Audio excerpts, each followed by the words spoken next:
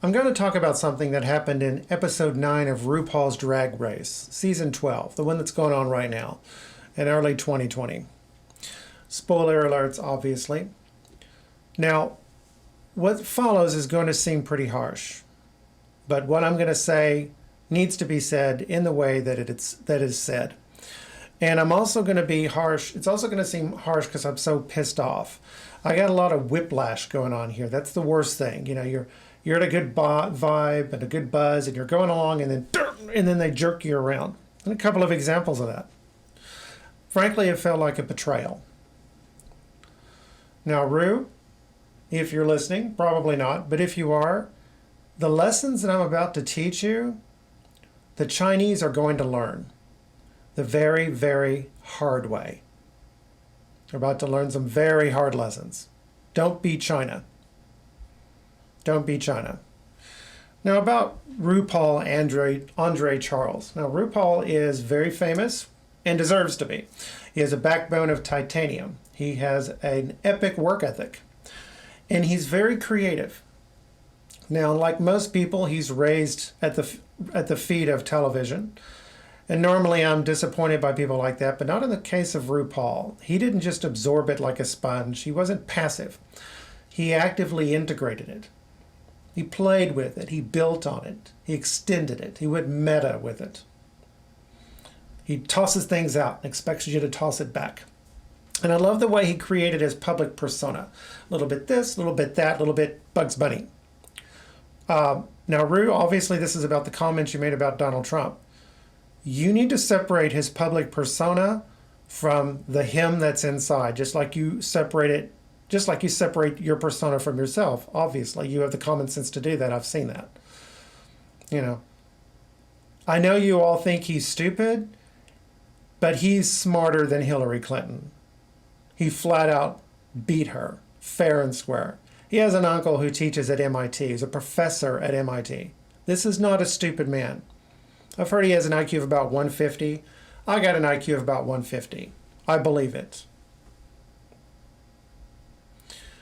Now, what RuPaul did is what creative people do. He plays. He plays with TV. Other people play with their automobiles or in their woodworking shop. I play on YouTube with the philosophy and the history and all that kind of stuff. And this is why this play, this willingness to play, is why Western civilization rules and everyone else follows. Ru gets this. Ru understands how this works. Nobody else does, which is why they don't keep up. And the reason why I say this is because I was looking at an Indian, someone from India, talking about how, you go through America, you see white men with woodworking shops just to play. He says, if you look at these high-end, you have all these Chinese and all these people coming in, the programmers and stuff, not because they're better than us, but because they're cheaper. And these upper middle class homes is just like nobody has a woodworking shop. There are white men all over. The working class white men will have it. But RuPaul understands that. And he doesn't appreciate it. Doesn't appreciate where it came from. But that's because, Ru, what you talked about in this episode is well outside of your education and outside of your level of cultural understanding. The people that you run around with in Hollywood, they're idiots. They are profoundly, existentially stupid people. Oh, they're wily. They know how to get around, but they don't really understand the way the world works. Let me teach you. Now, here's what happened in this particular episode. We have a contestant named Crystal Method. And he comes from a very conservative, I assume Christian family. And they voted for Donald Trump. Now, mind you, they're crazy about their son. They love him so much. And you can't fake what they show with this guy. And he's talking about, my parents voted for Donald Trump, like my father molested me as a child, like a trauma or something like that. So then Jackie Cox steps in. Now I talk about the whiplash. I love RuPaul's Drag Race, and I love RuPaul, and I love Jackie Cox. Now Jackie Cox is a Muslim. He's Iranian. He's a Persian. Jackie, I know there's a difference between a Persian and an Arab. By the way, who treats you better, white Christians or Arab Sunni? Because I'm willing to bet white Christians treat you a lot better. willing to bet. Willing to bet. A lot of you Shiites have to go underground, have to go on the down low, because they know you'll get killed. So Jackie Cox, who's Iranian, and I thought you were fantastic. I told people about you. It's like, this is the first Iranian, and he's fantastic. You have that like 60s look. I really like that, and I felt honored by that. I like that you like what you find here. But you cross the line with this. What is their excuse? What is their excuse for this? Why do they say that's okay? And this is the one thing that really annoys me. All you people, first of all, you're not even an American citizen, you're Canadian, and you're ethnically Iranian. All you people come into our country from your countries that are all terribly run. And you all think that it's okay to lord over us, to lecture us on what we're supposed to do. A couple of years ago, we had these families, hardworking families, taking their kids to New York City for Independence Day weekend. And they can't go to the Statue of Liberty because some African cow has commandeered the thing so she can talk about white racism. These people have spent their hard-earned money to come here. Go home. If we're so awful, why are you here? Who stuck a gun to your head? I see black and brown people in Britain talking about white racism. Y'all need to stop that. I got news for you. There are no white people in Britain. There is a native race, a native population that's been there for thousands of years, and they got white skin. And the only obligation they have to you is the obligation of a host to his guest. That's it. I notice you don't even bother acting like a proper guest. Raiding the welfare rolls, we know. Giving attitude. Using your special privilege to move ahead of white people in jobs. Call them white, call them not. That's a native population. Go to China and Japan, Jackie, or all you people I see talking about white racism in Britain. Talk to the Japanese like that. See how far that gets you. Talk to the Chinese like that. See how far that gets you. Muslims, Jackie, you want to talk about how mistreated you can be? The Japanese follow you around. They listen in on your phone calls. You don't get away. You're a Muslim in Japan. You don't get away with nothing. You get away with nothing. China, they got concentration camps for you, for the Uyghur Muslims. So then Widow Von Du joins in.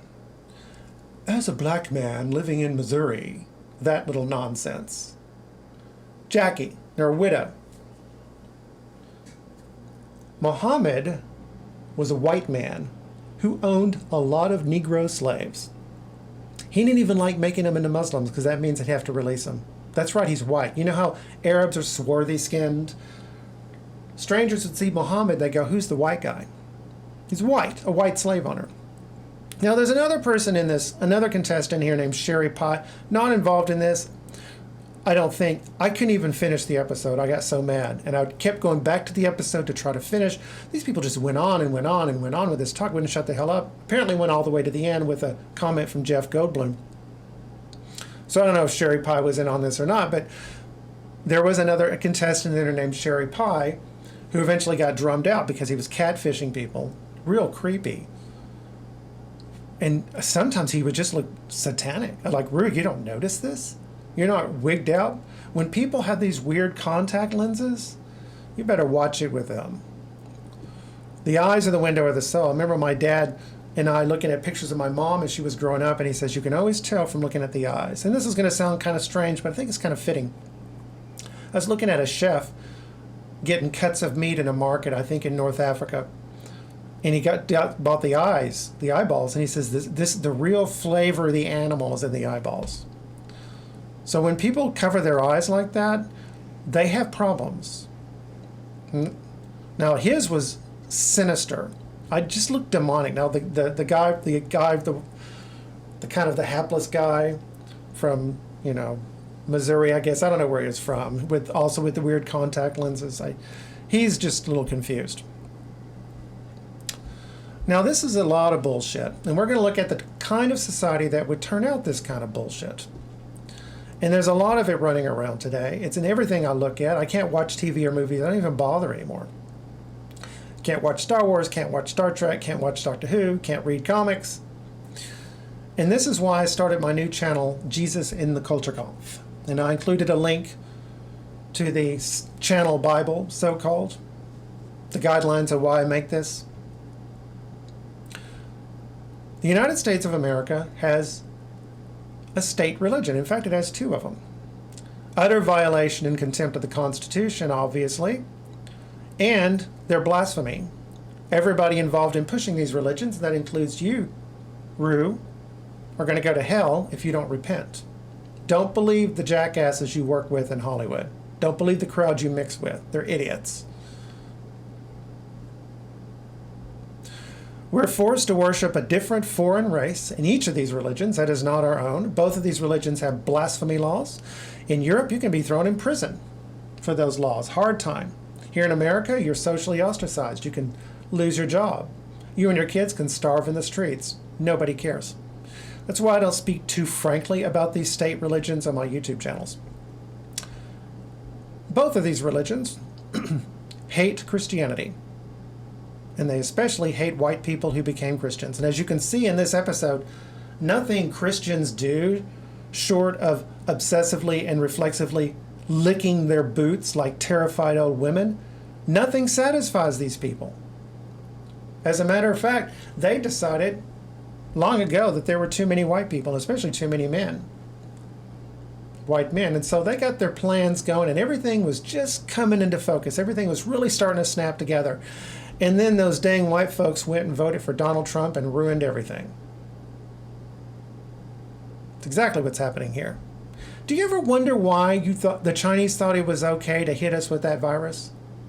What got in their head, Ru, that made them think that was okay? What do you think? And at the same time, they very publicly protected their own people from this virus. They knew what was going on. It's exactly because of this bullshit here, Ru. They've been hearing about it for decades and they believe it. We're stupid, we're lazy, we're entitled, we're cowards, we're lucky. We gotta go. Everyone else can do so much better. Ooh. You will all discover to your horror if you keep this up. For the Chinese, it's too late. But you will discover to your horror that you picked a fight with the wrong people. You didn't get to where you are because you outsmarted them. I say them, I'm kind of white, but not completely. Among them, I'm not. You got this far because we're Christians and we have been for centuries.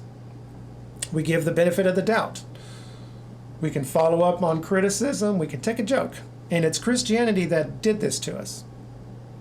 We actually kept good criminal records throughout the Middle Ages. We weren't stupid like everybody says. The road to the moon landings, the road to the iPhone starts in the medieval university. We started building those right about 1000 AD. We kept good criminal records. And you can look at those records and you can see violent crime drop over the centuries until it got to the point where we basically could talk about getting rid of the death penalty, back in the 19th century. And by the way, it wasn't the lily white British who were getting rid of it first. We Southerners were starting to get rid of it before the British. We used to torture cats. We'd put them like in bags and poke them with sticks and knives and throw rats in there with them. That's the kind of people we were. Christianity. And it also made us very, very smart. You hear about the white nationalist racist types. Look at our IQ. It's like, yeah, because the white race is what I call a curated race, curated by Christianity. We weren't any smart. We're smarter than most people now, today. We weren't when Christianity started. We are the opposite of stupid. And I'll tell you what, Ru, all the masks have slipped lately. We see all you for what you're for. So it's time for a very frank discussion on Donald Trump because there's a lot more of him where he came from. So you better watch it. Check that attitude. There are a lot of things that white people do that is very hard, but we make it look easy because we're brilliant. This is the lesson that China is learning. Like with the virus outbreak, who's been making all the big breakthroughs? It's not the Japanese or the Koreans, certainly not the Chinese. In fact, they're busy trying to steal our stuff again, just like they steal everything else. For what follows, by the way, we've been holding their hand and spoon feeding them for 40 years. For what follows when I talk about them shouldn't be happening. Everybody talks about how those East Asians are so much smarter than us. Yeah, you better guess again, better think again. They recently announced that they're gonna have to give up on building aircraft carriers. They were gonna go all in, go all nuclear and everything. I mean, how hard could it be? White people do it, right? The British have them. The Italians have an aircraft carrier. It's not big by our standards. It's the biggest warship they ever built, and people are impressed. It's a very competently built warship. The French have a nuclear aircraft carrier. You British should have worked with the French and gone nuclear. They were right. You should have gone with that. But they had to give up because they can't build them. They can't even build engines for the damn things. I'm not even talking about nuclear engines. They just can't build engines. The engines suck. You know what they are doing now? They're panicking. That's why they're so belligerent. They committed an act of war on us. They thought they were safe behind their nuclear missiles, but they're realizing that they are not. Those days we were vulnerable to nuclear missiles, those days are coming to an end.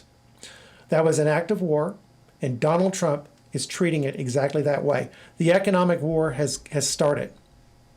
By the end of Donald Trump's second term, China's economy will be a fractured wreck of what it is today. Even Apple is pulling out, and Sister Tim Cook has orchestrated an industrial supply chain there that's second to none. That's why Steve Jobs wanted him to be CEO after he died. This is not an affirmative action hire. It's not because he's gay. A lot of people who hate fags, who hate us fags, they say that. It's like, no, this was a merit. This is a merit promotion. He deserved it. Oh, but things get very, very, very bad. I talk about that. The day when they can hide behind nuclear missile is when they can no longer hide behind the nuclear missile is coming. You know, we sped up the research on the virus. Same thing's going on here. We're rolling out our new third generation Gerald R. Ford class aircraft carrier. They have the new Bechtel nuclear reactors. They're smaller, safer, easier to maintain. They produce 3 times more electricity than the previous generation for the Nimitz class. 3. Twice the electricity these aircraft carriers need. Now, this isn't because of caution or vanity. We're going to need them because these carriers are going to have phaser banks and force shields. And one of these carriers is going to be the USS Enterprise. Oh, hell yeah. Phaser banks and force shields. Of course, they don't call it that exactly, but that's what they have coming. We have a 5th generation air superiority fighter jet, the F-22, has a kill ratio over the latest 4++ generation fighters of 20-1. 20-1 ratio over them. Really, it's basically unlimited. It's hard to find this son of a bitch. And if you can't find this son of a bitch, it's just going to keep shooting down your planes. These 4++ generation fighter jets are flown by some of the best pilots in the world. The bottom 20% are probably better than anything the Chinese have.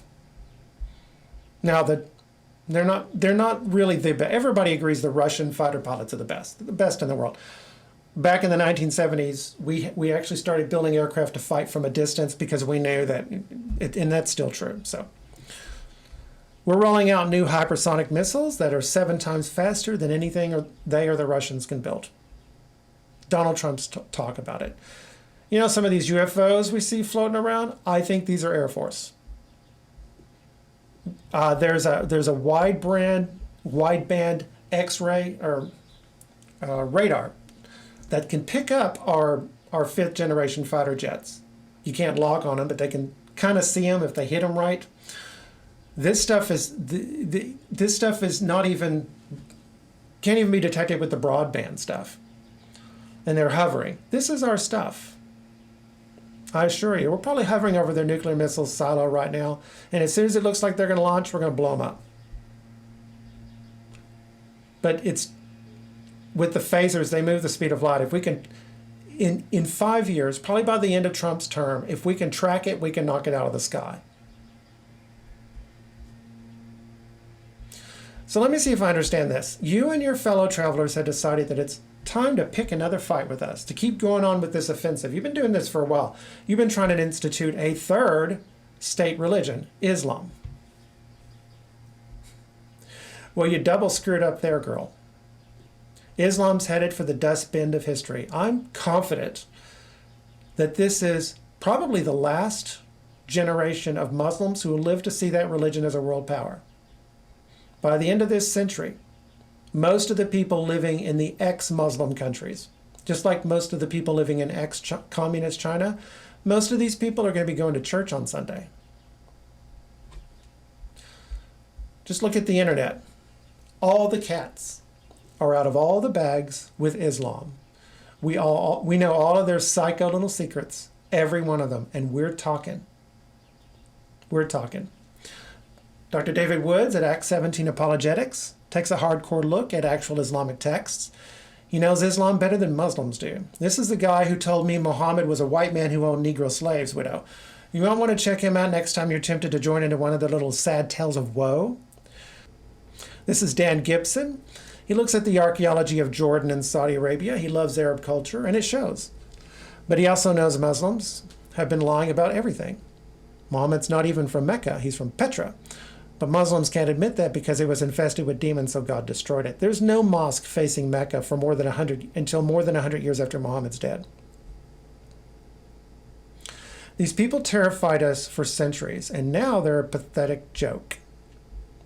Because we're talking, and they can't shut us up anymore. In fact, that's why they have to engage in their campaign of terrorism and subversion for these centuries. There are too many cats in too many bags, and they couldn't afford to let any of those little time bombs dart out. They're all coming out now.